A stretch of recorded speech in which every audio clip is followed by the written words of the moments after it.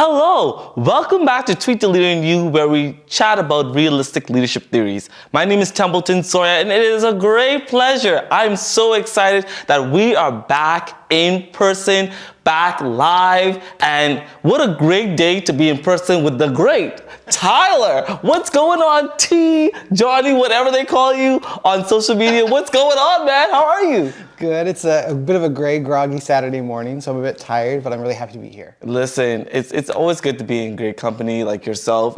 Tyler is really strong into community development. That's what we're going to be talking about actually in the episode is the development of community development and also the growth of community development and all that good stuff. So I want to start with this great question for you, Tyler. How did you started in community development? Gosh, how did I start in community development? I grew up in a military family down in Annapolis Valley, and both my parents were really involved in the military, and that's that sort of idea of like helping from that perspective. But I didn't grow up with any kind of aspirations to be involved in volunteerism, community development, or anything like that. I just assumed I'd go to school and kind of follow in the footsteps of my parents. And I volunteered a little bit when I was a teenager, but mostly just because I didn't have any friends and I was really lonely. Yeah. Around 2004, I got to do a program with Canada World Youth, do an exchange program between Quebec and West Africa. And I'm very critical of volunteer tourism now because I've learned a lot about it as an idea. But that was kind of the first time that I really had an opportunity to think about doing something different than like going into the military or getting a trade like something my family might have done. And that was probably the thing that like opened my mind, shifted my worldview, and made me value community development, I guess. Yeah, community development is very important. It helps you to just see the world, like you say. It helps you to experience different skills and different growth experiences that you would encounter. Do you think that community development is a waste of time? Sometimes. No. And the reason why I'm saying this is because a lot of persons, like, I had like some individuals tell me, say, oh, well, Tyler, why are you getting so involved in the community? Like, if it's not making you money, it's not making you anything. I say, like, but that's not true. With you being involved in the community, it helps you to grow. It helps you to get connected with other persons. It helps you to build a relationship with other people. And it helps you just to continue just to be involved in all that good stuff. So what do you think about that? Yeah, I guess I don't think it's a waste. And I guess I would wonder or ask, do we have a really clear definition of community development? And I would say we don't. I think it's really important to know that people can develop community or be a leader from whatever position they're in. Right. And so I find my practice and the way I work is really grounded in systems theory and this understanding that, I'm a system, we're currently a system, there's lots of complex systems. And if you have a good understanding of where you are in that system and where you can influence and flex your power, maybe you can make shifts and changes. So, I don't think you have to be a nonprofit to be, somebody who does community development. You don't have to be an urban planner, you don't have to be a politician. I think anyone has the power and the potential to influence the context and the system around them. So I think getting too bogged down in saying something is or isn't community development, that's a waste, in my opinion. I think when we look here in HRM and Chibuktuk, some of the people who are doing the most rad community development in my mind is the Halifax Mutual Aid Society. Because they're building temporary shelters and they're really flexing against like the institutions and the city, and it's causing those systems to shift to meet their needs and their demands, and like that's really rad to me. So I think that's a really good example of like the kind of community development that I really want to get behind. Wow, that's really amazing. Just to think about, just making sure that those organizations that's making the impact, and speaking about the impact, impacting is very important, and a lot of persons when they think about, me personally, when I think about the impact, it's like you want to leave that aha moment onto people's face, or you want to leave it just that smiling and emotional feeling. Has there been a moment where, you're saying about the Halifax shelter, has there been a moment where you've seen your emotional connection with an impact? Oh my God. I'm a very sensitive person, so probably maybe too many impacts. Gosh, in terms of like something that's just shifted me, or like maybe something that I've contributed to society, either or is it? Yeah, either or. For me, something that really impacted me at a young age and made me really stop and think about how I influence and impact others. I was involved with a volunteer recruitment for Canada World Youth, actually, that what I talked about earlier. Once I'd finished the program, they invited me to come back and support in like finding new participants for the next round. And we got to interview them and have a lot of fun games and like test people's, competency for being in such a complex project. And I was so excited because I felt really validated and like I was being invited into a space to support people. And I got there, and at the end we were debriefing, and I was so excited and so energized that I just kept talking over everyone. Just constantly talking over everyone. And I must have been 20 or 21 years old. And one of the other facilitators stopped me and he was like, "You're taking up a lot of space. You're making too much noise and we can't hear from other people." And Wow. I was, as I said, I'm very sensitive, and at 21, so almost 20 years ago, I was like crushed. But I think it was like one of the most important lessons I've ever received from someone. And so I think of that in terms of impact a lot. And so the person who said this, I think his name was Sam, probably still lives here somewhere in the city. I'd love to meet him again. I think he never probably knew that would be a narrative or a thing that impacted me so much and lived on in me as an example of making sure I'm not taking up too much space or talking too much or talking over or being aware of my power in certain spaces. And so that stands out. But I think what I learned from that is, again, you just never know. Any particular moment in a day can lead to transformational change. That shifted my thoughts, my words, my actions, and it lived on for a really long time.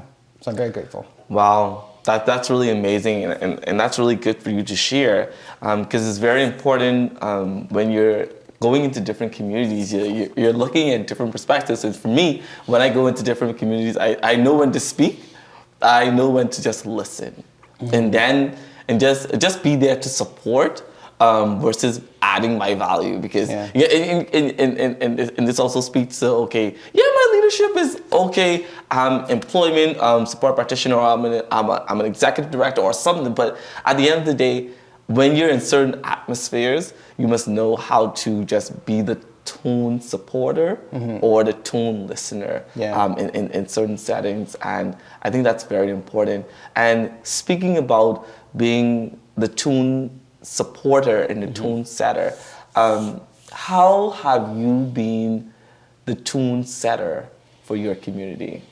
Gosh, well, when you say your community, I feel like I'm parts of multiple communities. Yeah, right? Communities. Yeah, communities. So it depends on is it a community based on my identities? Is it a community based on place? Is it a community based on family or kin networks? And I think it really depends. And I think it's really important that I never ascribe myself too wholly to one theory or one framework or one model or one style. I think depending on the context I'm in, I have to shift all the time. I really think it's important to be a situational leader, and being, as much as I'm thinking about my tone, I'm thinking about how I can be attuned to what's around me and making sure that I'm not making grand assumptions about how I should operate, but operate from a place of humility and listen to what's around me to decide how I need to move forward. And I think I try to, as much as possible, make sure I'm a leader that doesn't come with solutions, but facilitates a process so that solutions can be found within the people I'm working with. Yeah, and I think we are all were once those type of leaders where we was there's a solution to this, there's a solution to that, there's a solution to this. But just listening and just coming back to the conversation and adding more. And as I sit on different organizational boards and different working groups and all that good stuff, I've realized that I can just sit down and draft different frameworks and just assist in the process, but not always saying, this could be a solution, this could be a solution. Let's actually reflect and think about these things and all that good stuff.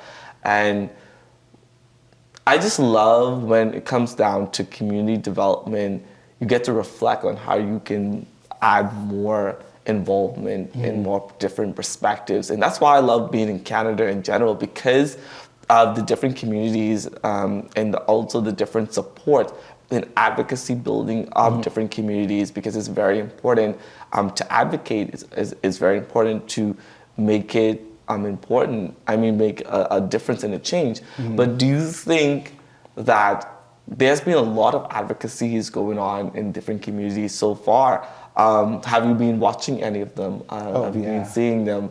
And what do you think of the different advocacies that's been going on so far?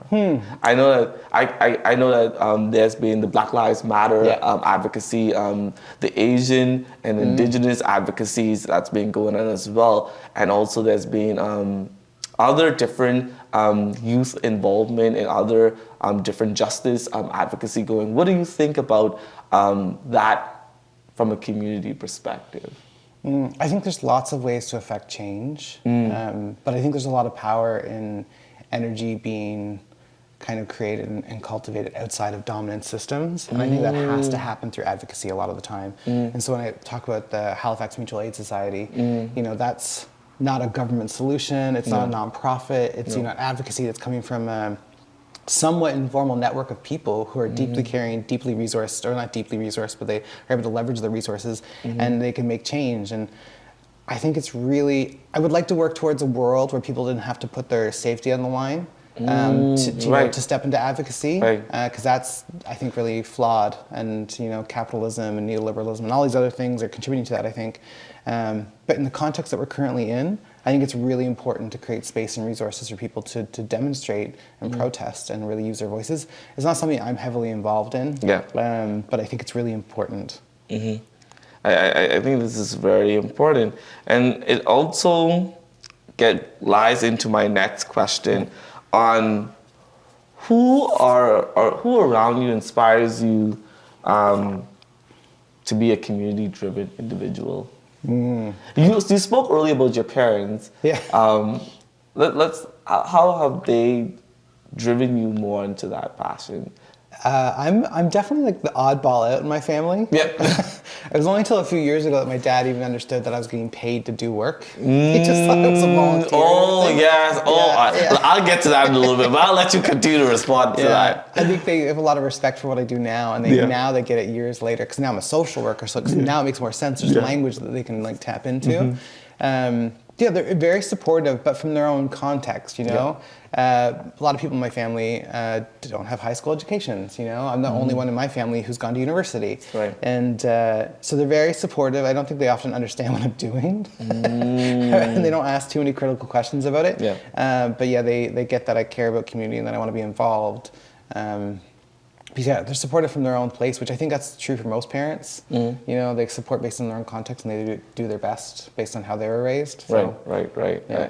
I totally agree. My parents, they would always say to me, "Oh, why are you doing all this volunteering? Why are you doing all this? Why are you doing all that?" And I always, why don't you go make some money? I know, right? And so my response to them was always like, "I'm going out for an opportunity." And they always would laugh, say, "Oh, Tyler's going for an opportunity. He's going for an opportunity." But I always define every community involvement I have done as an opportunity. And they wouldn't have thought that this would have came into a podcast. Actually being involved in the community in Halifax, sitting on different boards and all that other stuff. And so now they say like, "Oh, this community involvement is very important because it brings a lot of connection, it brings a lot of partnerships, it brings a lot of payment opportunities and all that good stuff." It also depends on the different countries that you're in as well, how you can different grow and all that good stuff. And so, this is like being very awesome. I think I'm definitely going to invite you back on, because I feel that you have a lot of expertise to say in where we can go with community development. And I hope that we can have a roundtable discussion with the other two co-hosts and invite two other persons to the table, because community development is very important. And I think that helps us to be stabilized and healthy. But I want to ask you this one last question. What makes a healthy community? Oh, what makes a healthy community? Access to good coffee. I don't know. Again, I think that it takes different shapes and forms based on you know, people who are in that community. And I think a sense of well-being and belonging, I think that's just universal for most people. I think that's what brings people together. I often say that not all things that are therapeutic are therapy. So I think having, you know, networks of people who are able to offer support and resources and have access to sharing opportunities, like, to me, that's really a healthy community. I think having opportunities for people to create and pause and reflect and not just have to like grind themselves into the ground working all the time. I think that contributes to a healthy community. A sense of like purpose and access to resources like housing, like some basic social determinants of health stuff, I think really is important for a healthy community. And I think in this time with COVID and the climate crisis, there's just so many big external factors that feel so ambiguous and disruptive. And so I think many people are trying to have and find healthy communities within their micro communities and larger communities, but it's just, there's a lot of blah for people, I think, right now. So it's hard to for many, I think, see a path forward for a healthy community, but I think we're getting there. Yeah, I totally agree, and that's how I want to wrap up by just allowing you to give the intake and all that good stuff. And folks, I want to encourage you as you be a community-driven individual, be passionate about what you do, be involved, know when to actually be the tune setter, know when to be the tune listener, or just know when to be the tune supporter in certain instances and all that good stuff. Thank you so much, pleasure. Tyler. You're so amazing. And we just look forward to connecting. How can people connect with you as well if they wish to reach out? Instagram and Twitter, I'm just at tjohnny, so TEEJOHNNY. And then my website's tjohnny.com for photography and other things. And that's probably the easiest way. Or Tyler Colburn on LinkedIn. Awesome. Yeah, thanks so much. Thank you so much. And thank you, folks. And we'll see you at the next episode. Woo!